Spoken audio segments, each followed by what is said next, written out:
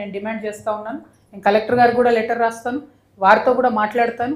ఎందుకంటే కండ్ల ముంగట అంత అన్యాయం జరుగుతుంటే ఏండ్లకేండ్లు రైతుల భూమి గుంజుకొని డబ్బులు ఇవ్వకపోతే ఇది సరైనటువంటి ప్రజాస్వామ్య వ్యవస్థ కాదు.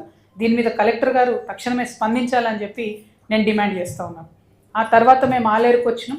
ఆలేరులో ఉన్నది ఒకే ఒక కమ్యూనిటీ హెల్త్ సెంటర్, మీ అందరికీ తెలుసు.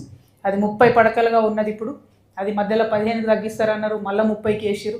వాస్తవానికైతే 40 ఏళ్ల నుంచి కూడా 100 పడకలు కావాలనే డిమాండ్ ఉంది అక్కడ. కానీ ఆ 100 పడకలు చేస్తలేరు. దాన్ని మరి బీఆర్ఎస్లో చేయలేదు, కాంగ్రెస్లో చేయలేదు, తెలంగాణ రాకముందు చేయలేదు, వచ్చినాక చేయలేదు. అయినా ఆలేరు ప్రజలు మాత్రం చాలా ఓపికగా ఉన్నారు. వారి ఓపికకు నేను సెల్యూట్ చేస్తూ ఉన్నా. కాకపోతే అదంతా హైవే కాబట్టి యాక్సిడెంట్లు అవుతున్నాయి. జనగాం నుంచి కూడా అదే సిహెచ్సి మీద లోడ్ వస్తుంది. ఇటుపక్క మొత్తం ఆలేరు నుంచి చుట్టుపక్కల ఉన్న పేద ప్రజలకు లోడ్ వస్తుంది హాస్పిటల్. కాబట్టి ఇప్పటికన్నా కాంగ్రెస్ ప్రభుత్వం మేల్కొని 100 పడకల హాస్పిటల్గా ఆలేరు సిహెచ్సిని కన్వర్ట్ చేయాలని చెప్పి నేను డిమాండ్ చేస్తూ ఉన్నాను. ఆ తర్వాత అక్కడ నుంచి జస్ట్ కూతవేటు దూరంలో పాత బ్రిడ్జ్ ఉన్నది. ఆ పాత బ్రిడ్జ్ కిందకి వెళ్ళి బీకేర్ వాగు పోతున్నది. ఒక బస్సు వస్తే ఇంకో బండి కానీ కారు కానీ పోయే పరిస్థితి లేదు. కానీ మరి ఇన్ని ఏండ్లలో కూడా దాన్ని పట్టించుకొని అక్కడ కొత్త బ్రిడ్జ్ కట్టిన నాదులు లేరు. కంపల్సరీ ఆలేరు పట్టణం నుంచి జనగామకు, వరంగల్కు మన కనెక్టివిటీగా ఉన్నటువంటి ఆ బ్రిడ్జ్ను కొత్తగా నిర్మాణం చేయాలని చెప్పి నేను కోరుతా ఉన్నాను. ఆలేరు పట్టణంలో సగం జనాభా వచ్చి అక్కడనే బతుకమ్మ ఆడతారట. కనీసం ఒక లైట్ కానీ ఒక ఫెసిలిటీ కానీ లేదు. చాలా దారుణంగా ఒక డంప్ లెక్క తయారైంది ఆ ఏరియా అంతా కూడా. దాన్ని క్లీన్ చేసి బతుకమ్మకు కానీ దసరా వేడుకలు ఆడనే జరుగుతాయి, రావణ దహనం ఆడనే జరుగుతుంది. మంచి ఫెసిలిటీ క్రియేట్ చేయాలని చెప్పి నేను డిమాండ్ చేస్తూ ఉన్నాను. ఆ తర్వాత మోటకొండూరుకి వచ్చినాం మేము. 950 సర్వే నంబర్లో 600 ప్లాట్ల విషయం పెండింగ్ ఉండబట్టి దాదాపు 40 ఏళ్ళు అయిపోయింది. అక్కడ అప్పుడెప్పుడో ఒక పెద్ద మనిషి చామల లక్ష్మీనరసింహారెడ్డి అనేట ఆయన సర్పంచ్ ఉన్నప్పుడు ఒక 10 రూపాయలు ఇచ్చి ఆయన అట్లీస్ట్ పంచాయతీ నుంచి వాటిని ఫార్మలైజ్ చేసిండ్రు. అంటే ఇది మాకు తెలిసే జరుగుతున్నదని చెప్పడంతో 600 మంది అక్కడ ఉంటున్నారు. కానీ ఇంతవరకు ఏ ఒక్క ప్రభుత్వం కూడా పట్టా ఇవ్వలేదు. అది ఇవ్వవలసిందిగా నేను కలెక్టర్ గారిని డిమాండ్ చేస్తూ ఉన్నాను. ఎందుకంటే ఎవరిని అడిగినా మీరు సోషల్ ఆడిట్ చేసినా ఏం చేసినా అక్కడ వాళ్ళే పట్టేదారులు అనేటటువంటి విషయం, వాళ్ళే అక్కడ ఉన్నారనే విషయం తెలుస్తుంది. కాబట్టి పట్టాలు ఇవ్వవలసిందిగా డిమాండ్ చేస్తున్నాం. అదేవిధంగా నెక్స్ట్ మేము చందుపట్లకు వచ్చినాం. చందుపట్ల కోఆపరేటివ్ బ్యాంక్లో పెద్ద గ్రామం, దాదాపు 3000 మంది రైతులు రుణమాఫీ అవుతుందని చెప్పి ఆశగా ఎదురు చూసారు. బీఆర్ఎస్ చేసిన రుణమాఫీ అందులో 2000 మందికి రాలేదు. 3000 మందిలో దాదాపు 1100-1200 మందికి వచ్చింది. ఇంకో 1800 మందికి బీఆర్ఎస్ గవర్నమెంట్ చేసిన రుణమాఫీ రాలేదు. మళ్ళీ కాంగ్రెస్ గవర్నమెంట్ చేసిన రుణమాఫీ కూడా రాలేదు. ఎందుకు రాలేదు అంటే ఏ కలెక్టర్ మాట్లాడరు, ఏ ప్రజాప్రతినిధి మాట్లాడరు. మరి ఎందుకు అన్యాయం అర్థమైతే లేదు.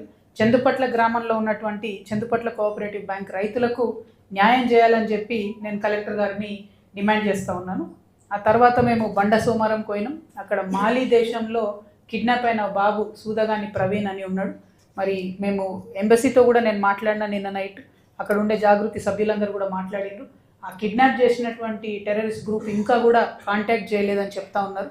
ఒక 5 to 10 డేస్లో కాంటాక్ట్ చేస్తారనే ఆశాభావాన్ని వాళ్ళు వ్యక్తం చేసిండ్రు. కాకపోతే ఈ విషయం వదిలిపెట్టకుండా కంటిన్యూస్గా మాలీ అంబాసిడర్ గారితో నేనే ఇష్యూని ఫాలో అప్ చేస్తాననే విషయాన్ని కూడా ప్రజలకు తెలియజేస్తూ ఉన్నాము. ఆ తర్వాత లింగం చాయ్ భువనగిరిలో బస్టాండ్ ఎదురుగా అక్కడ కూర్చొని చాయ్ పే చర్చ చేసినాం. మరి లింగం అన్న బాగా పాపులర్ అని తెలిసి ఆడిపోయినాం. సో చాయ్ పే చర్చలో చాలా మంచి విషయం ఏంటంటే అక్కడ ఉండేటటువంటి డాక్టర్స్ కానీ, సాఫ్ట్వేర్ ఇంజనీర్స్ కానీ, లెక్చరర్స్ కానీ చాలామంది వచ్చిండ్రు. అనేక విషయాలు చెప్పిండ్రు. భువనగిరి డెవలప్మెంట్కి కావాల్సిన విషయాలన్నీ చెప్పారు. ముఖ్యంగా డిగ్రీ కాలేజ్ లేదనేటటువంటి బాధ అందరికీ ఉన్నది. అయితే ఎస్ఎల్ఎన్ఎస్ ఉంది కదా, మరి ఎయిడెడ్ అది అని అంటే అది పూర్తిగా ప్రభుత్వం కాదు కాబట్టి అది గవర్నమెంట్ కాలేజ్ అనే ఫీలింగ్ వస్తలేదు. కాబట్టి గవర్నమెంట్ డిగ్రీ కాలేజ్ కావాలనే పట్టుదల మాత్రం భువనగిరిలో చాలా మంది యువమిత్రులకు కనపడతా ఉన్నది. దాని మీద ప్రభుత్వం ఆలోచన చేయాలని చెప్పి నేను డిమాండ్ చేస్తున్నాను. అట్ ద సేమ్ టైం మరి అక్కడ మేము కూర్చొని ఛాయ్ తాగినటువంటి గ్రౌండ్లోనే 3 కోట్ల రూపాయల సిఎస్ఆర్ ఫండ్స్తోని పెద్ద స్టేడియం కడతామని చెప్పిండ్రు. 3 కోట్లు ఖర్చు అయినాయి. ఫ్లెక్సీలు మిగిలిన స్టేడియం మాత్రం రాలేదు. ఏమైందో ఏందో అప్పుడు ఉన్నటువంటి ప్రజాప్రతినిధులే చెప్పాలి. అదేవిధంగా ఓవరాల్గా రాయగిరిలో ఒక 10 ఎకరాలు మంజూరు చేసారు స్టేడియం కడతామని. కానీ ఆ పనులు కూడా ముందుకు పోనటువంటి పరిస్థితి కనబడతా ఉంది. ఇక చూసి మొత్తం భువనగిరి జిల్లా యువమిత్రులంతా ఒక విప్లవం తీసుకొచ్చేదాకా ప్రభుత్వాలు దిగొచ్చేటట్టు లేవు. ఆడుకోవడానికి స్థలాలు అసలే లేవు. చాలా భయంకరమైన పరిస్థితి ఉంది. కాబట్టి ప్రత్యేకించి శ్రద్ధ పెట్టాలని చెప్పి నేను ప్రభుత్వాన్ని డిమాండ్ చేస్తూ ఉన్నాను. అట్లానే భువనగిరి ఖిల్లా ఇప్పుడే చూసుకుంటూ వచ్చినాం. తర్వాత స్వర్ణకారుల మిత్రుల్ని మన పత్రికా సమావేశం తర్వాత కలుస్తాం.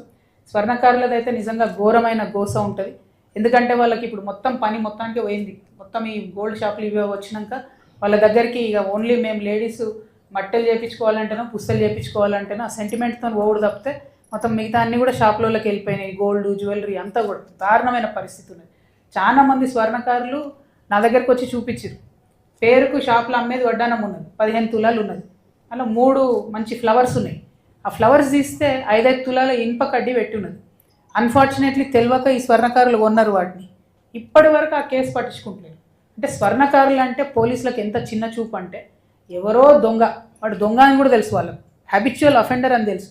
వాడు వచ్చి ఇట్లా ఏలు పెట్టి ఎవరిని చూపిస్తే వాళ్ళని తీసుకుపోయి స్వర్ణకారులను ఇబ్బంది పెట్టడం, లోపల పెట్టడం, ఇది చాలా దారుణం. నేను దాదాపుగా 6-7 ఇయర్స్ నుంచి ఈ విషయం పోలీసు వాళ్ళతో మాట్లాడుతున్నా. మా నిజామాబాద్లో మీరు వెరిఫై చేసుకోవచ్చు. మా అప్పుడున్న ఎస్పీ గారు చంద్రశేఖర్ రెడ్డి గారికి, అంతకుముందున్న వాళ్ళందరూ కూడా చెప్పి, నేను స్వర్ణకారులను ఇబ్బంది పెట్టకండి దయచేసి, ఇది కరెక్ట్ కాదని చెప్పినాం. కానీ దొంగ బంగారం విషయంలో రాష్ట్ర ప్రభుత్వం స్ట్రిక్ట్ ఆర్డర్స్ ఇవ్వాల్సినటువంటి అవసరం ఉన్నది. ఎందుకంటే వాళ్ళు